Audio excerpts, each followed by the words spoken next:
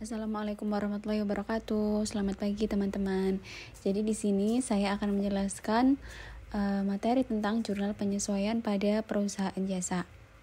Untuk memulai pemaparan materi pada pagi hari ini, saya akan menyampaikan capaian pembelajaran yang harus dicapai pada akhir pembelajaran kali ini, yaitu pada akhir fase E. Peserta didik dapat menganalisis transaksi penyesuaian, menerapkan posting jurnal penyesuaian ke dalam buku besar, dan juga menyusun neraca saldo setelah penyesuaian. Untuk yang pertama, saya akan menjelaskan tentang pengertian dari jurnal penyesuaian. Jadi, jurnal penyesuaian adalah aktivitas untuk mengoreksi akun atau perkiraan, sehingga laporan yang dibuat berdasarkan akun tersebut dapat menunjukkan pendapatan, aset, dan kewajiban yang lebih sesuai atau sesuai dengan keadaan real yang sebenarnya. Nah, dalam membuat jurnal penyesuaian itu, terdapat keadaan atau peristiwa yang membutuhkan jurnal penyesuaian. Kita harus membuat jurnal penyesuaian itu ketika terdapat peristiwa seperti yang pertama itu ada transaksi yang telah terjadi tetapi belum tercatat di rekening. Yang kedua ada transaksi yang sudah tercatat tetapi pada akhir periode belum memerlukan penyesuaian. Nah, ini ada yang pertama, peristiwa yang pertama yaitu ada transaksi yang telah terjadi tetapi belum tercatat di rekening. Contohnya yang pertama itu ada beban yang masih harus dibayar. Nah, pada akhir periode sebelum disusun laporan keuangan, terdapat beban yang belum dibayar oleh perusahaan. Beban yang merupakan beban periode akuntansi berjalan harus dibebankan atau diakui pada periode pelaporan tersebut. Contoh kasusnya yaitu pada tanggal 1 Desember 2014, PT Pratama meminjam uang dari bank sebesar 50 juta dengan jangka waktu 12 bulan dengan tingkat bunga pinjaman 12% per tahun. Jadi jurnal yang harus dibuat pada tanggal 31 Desember 2014 itu adalah beban bunga di debit sebesar 500.000 dan juga utang bunga sebesar 500.000 di kredit. Nah, sebenarnya dari mana sih nominal 500.000 itu?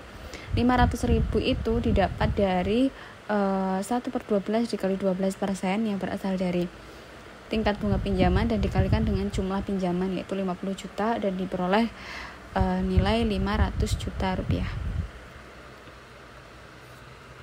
Nah, contoh yang kedua itu ada pendapatan yang masih harus diterima. Pada akhir periode pelaporan terdapat pendapatan yang menjadi hak perusahaan. Pendapatan ini belum diterima secara tunai, tetapi perusahaan perlu mencatat dengan mengakui karena pendapatan ini merupakan pendapatan periode pelaporan tersebut. Untuk contoh kasus kedua ini, misalkan pada tanggal 31 Desember 2014 terdapat pendapatan bunga yang masih harus diterima sebesar 2.500.000.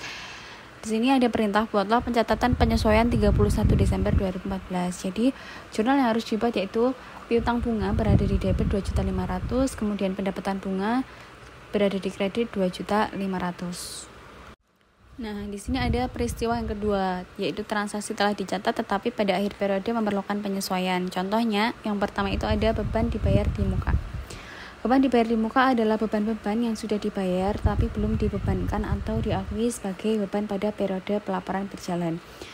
Beban yang dibayar di muka pada saat pengeluaran kas atau pada saat pembayaran dapat dicatat dengan pendekatan neraca dan juga pendekatan laba rugi. Pendekatan neraca ini disebut dengan pendekatan harta karena pada saat pengeluaran kas dicatat dengan menggunakan rekening neraca yaitu harta. Kemudian yang kedua ada pendekatan laba rugi. Kenapa dikatakan pendapatan laba rugi? Karena pada saat pengeluaran kas dicatat dengan menggunakan rekening beban. Contoh kasusnya yaitu misalkan pada tanggal 1 Agustus 2014 PT Ria Kencono membayar sewa untuk jangka waktu 1 tahun sebesar 1.200.000. Nah, pada waktu pembayaran dicatat sebagai harta. Buatlah jurnal yang harus dibuat pada tanggal 1 Agustus 2014. Jadi, jurnal yang harus dibuat pada tanggal 1 Agustus 2014 itu adalah sewa dibayar di muka sebesar 1.200.000 dan kas di kredit sebesar 1.200.000. Di sini ada jurnal penyesuaian dengan instruksi bahwa penyesuaian sewa dibayar di muka itu sebesar 500.000. Jadi, jurnal yang harus dibuat itu adalah beban sewa sebesar 500.000 dan juga sewa dibayar di muka sebesar 500.000. Untuk contoh kasus dengan pendekatan laba rugi itu di sini ada jurnalnya beban sewa sebesar 1.200.000, kemudian kas 1.200.000.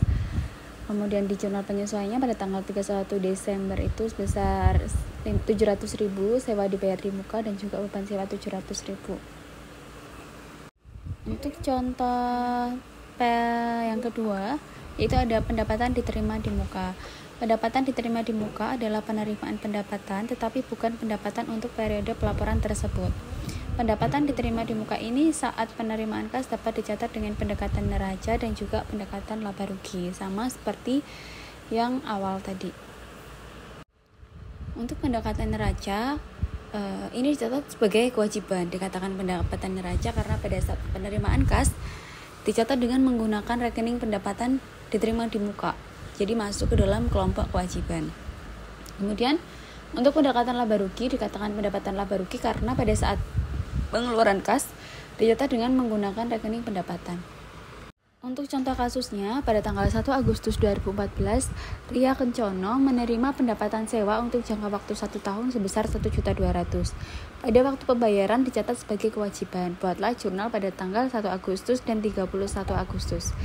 Nah, untuk jurnal pada tanggal 1 Agustus yaitu terdiri dari kas 1.200.000 berada di debit, kemudian sewa diterima di muka sebesar 1.200.000 berada di kredit.